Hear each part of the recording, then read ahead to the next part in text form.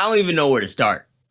Spoiler alert, this video is full-blown spoilers for the Modern Warfare 3 campaign and a little bit of the Modern Warfare 1 and Modern Warfare 2 campaign, so make sure you save this video so you can come back to it later, because this is your last chance to avoid spoilers. Now, the Modern Warfare 3 campaign is by far, hands down, the worst Call of Duty campaign I have played in history. The gameplay is absolutely garbage. Most missions can be summarized as you're running through a level from point A to point B, and you're just shooting stuff along the way. 6 out of the 14 missions are open combat missions, which are these new, they tried to hype them up so much in the marketing, these new kinds of missions, and they just didn't work. I have more to say about those later. There was just no excitement in the campaign at all. And I think that has a lot to do with them scaling this Modern Warfare story down to this small team, special operations things where they're trying to be stealthy and get in and out. There's no real feeling of giant war, like you're in a war like you had back in the day with the original Modern Warfare trilogy.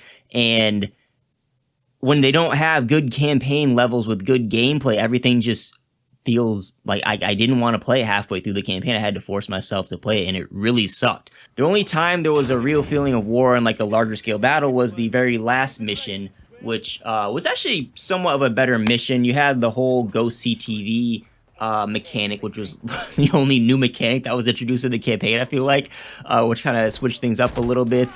When you compare that to stuff back in there, that was very small scale. That was our core team of 4 or 5, and then like another team of 4 or 5 SFO soldiers that were with them, and that's really it. Every level was pretty much the same thing, and it got really monotonous. You have the frozen tundra level, which was starts off with a cutscene. Then you escort Shepard through a forest and a compound. You shoot some stuff, you blow up some LTVs at the end, and that's it. You literally walk through and shoot stuff, and that's like almost every mission in this game. I think there's 2 missions that break up the monotony, and that's the payload mission, which is when Price is navigating through a Coney base quietly, and it's more of a stealth mission. You get a recon drone that you can use to survey the area, ping enemies. They get pinged for like 30 seconds so you can navigate your route around them. There's juggernauts that pop out for like the first time in the campaign. It was actually pretty fun and pretty memorable. That's like the only good mission I can say that was in this game. The other mission that wasn't just a run through and shoot stuff mission was the AC-130 mission. And usually that's fun, but it wasn't this fun this time around. In this AC-130 mission, you get an intro cutscene. You see the AC-130 in the sky. You're not necessarily sure where exactly you are on the world for this mission, and then you're thrown right into the gunner UI. It's a thermal vision UI, and you can't toggle it off, so you really don't have any idea like your surroundings or get like a vibe for what kind of combat you're getting yourself into.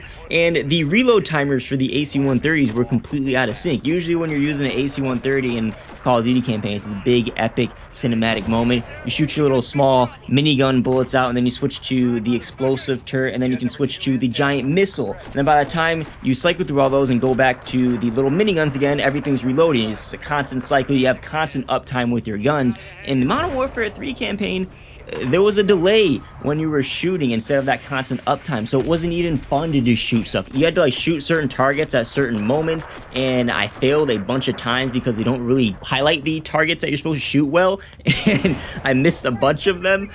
It really sucks, but not as bad as the open combat mission. So you may have heard a little bit about these on the internet. People are not really fond of them. I went in open-minded, and I'm just going to leave this quote on screen if you want to pause and read it because it's hilarious. These open combat missions were open level, like it's open level sandboxes that you can go about completing however you want. You can go in guns blazing, you can try to do them stealthy, at least that's what they said you could try to do, and the concept seems really cool, but the reality is that they're just like modern Spec Ops missions, but somehow they ended up worse than the actual Spec Ops missions. At least like a Spec Ops mission has some narrative behind it, has some unique gameplay, there's some guidance, there's a clear objective that you're supposed to go from point A to point B to maybe a point C. The open combat just dropped you into this giant box, and you had one objective, and you could run straight to the objective and then finish it within like a couple minutes. And that was really the optimal way to do it, because if you try to be stealthy, at least from my experience, I always try to do every mission stealthy, just so I could get through it faster, because I thought that'd be the fastest way to complete it. But no matter what I tried, I'd always get discovered. I just end up going guns a-blazing, just running through the level, kind of rushing through it, because they didn't really seem worth my time.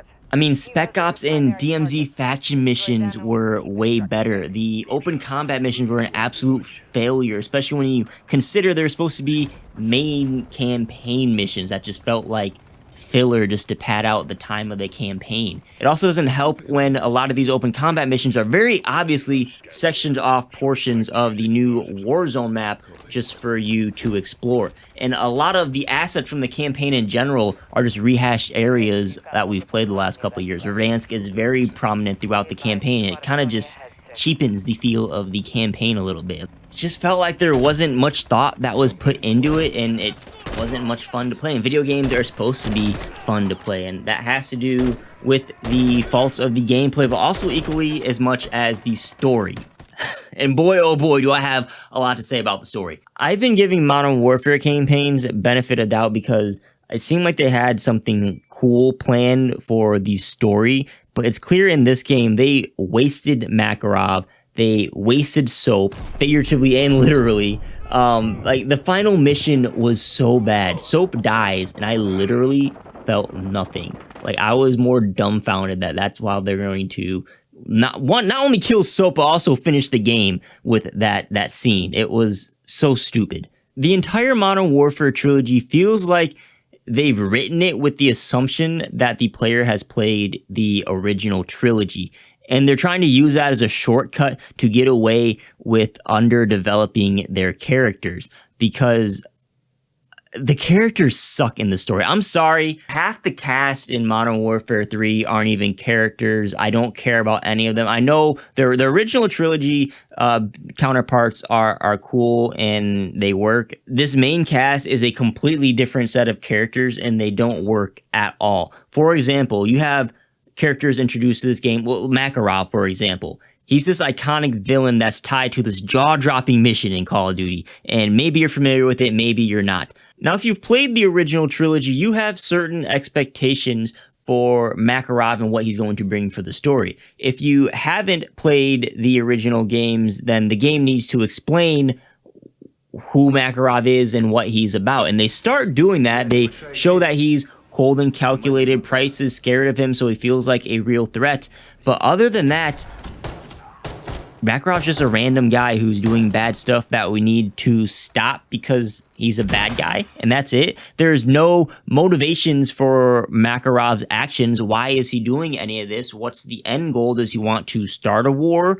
Why does he want to start a war? What are his plans after he finishes with his success? Like, we don't know anything about this dude, and they leave him on a cliffhanger like we're supposed to care about his next actions and care about the future of this story. The bigger sin is that if you are familiar with this character, tell me you weren't taken out of the game after the airplane mission. I think it's called Passenger. I might be incorrect. I don't understand what they were trying to do with the storytelling in that mission, because in the Modern Warfare 2 post-credits scene, they tease that there is a plane mission. They show the text on the phone that says no Russian. They set up this plane mission to be the next equivalent of the 2009 Modern Warfare 2's No Russian mission in the airport. And then they don't deliver on that, trying to subvert our expectations and be clever and save it for later on in the game. That plane mission just ends up being a somewhat interactive cutscene where Makarov blows up a commercial plane.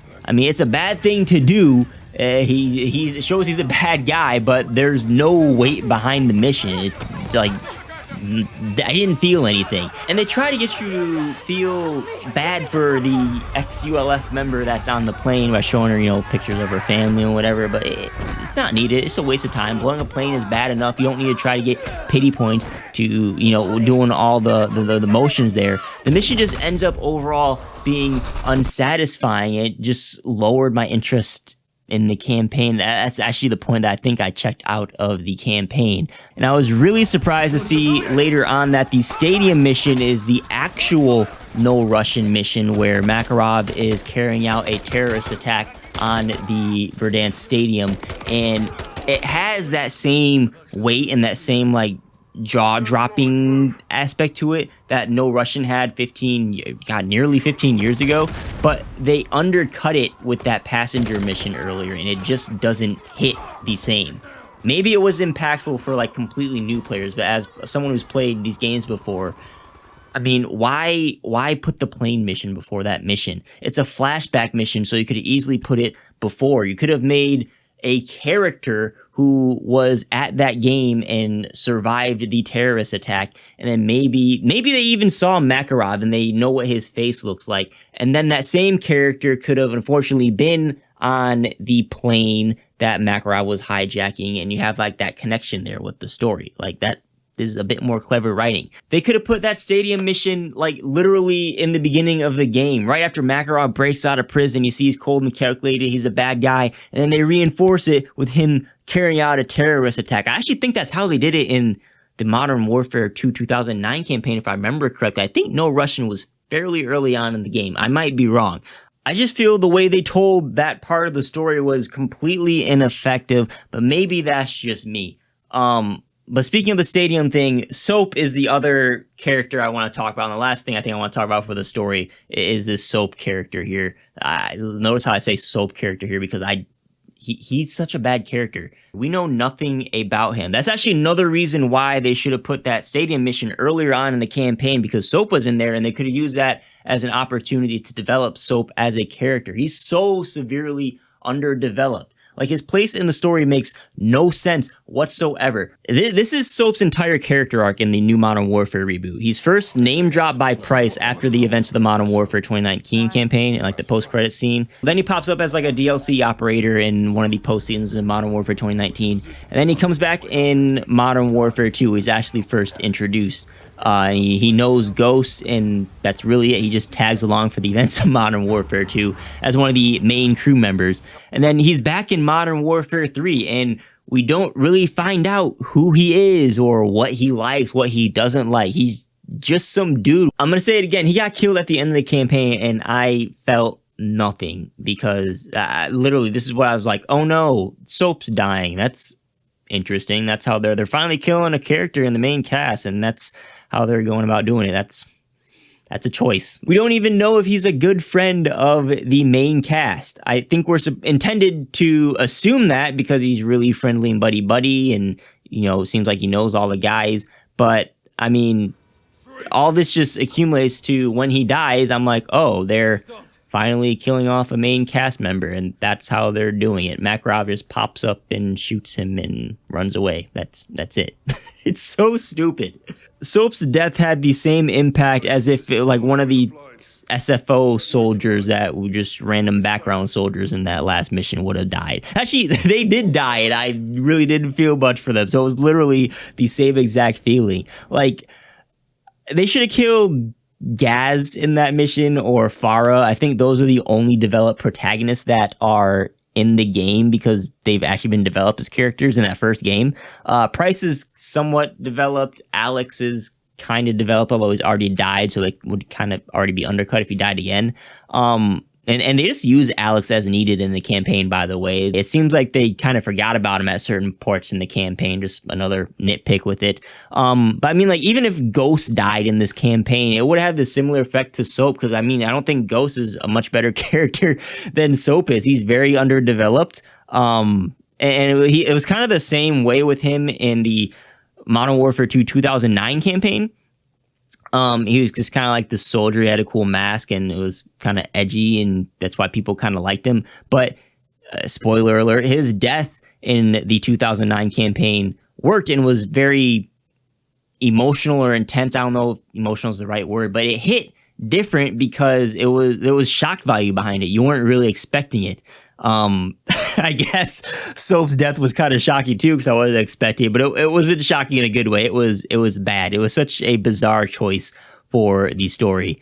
But I have one last example. I swear this is the last thing. That's just another example of how they're just pulling stuff out of the booty hole for the story. I don't know if they're trying to retcon stuff or it's lazy writing, but the last problem with Soap and the story in general is this Modern Warfare 3 campaign takes place in November 2023. All these Modern Warfare games are like taking place in the equivalent year, what's actually the year now in real life. It's November 2023 right now. So Modern Warfare 3, November 2023. The Modern Warfare 1 campaign starts in October 2019 and ends by November 2019. It's November 2019 when Price is name dropping. I want Soap, I want Gaz, and I want Ghost as to be my crew.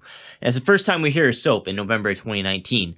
Now, the stadium flashback that I've talked about extensively in this video happens in April of 2019, 6 months before the events of Modern Warfare 1 kicks off. So, Soap and Price are working together before the events of Modern Warfare 1, and this is the first time we're hearing about it, which is a bit odd, but I mean, it makes sense because obviously Price knows Soap by the end of the Modern Warfare 1 campaign, so it's passable. But the weird thing is that they're working with Shadow Company and with General Shepard, and not once have they mentioned that in any of the Modern Warfare campaigns. We just find that out kind of passively in a flashback. They don't even draw emphasis to it in the flashback. Just like, yeah, this is like the normal, you know, these people that we don't like, and you know, they have a history together. We just, you know, not gonna mention it all. It's really weird. Or is it just me? I think that's really weird. I have so many questions about that, and like, there's no answers that are available in game. It's a mess. I gotta stop myself before I go any longer, because this video is already way too long. There's just so many decisions in this campaign that felt abrupt and just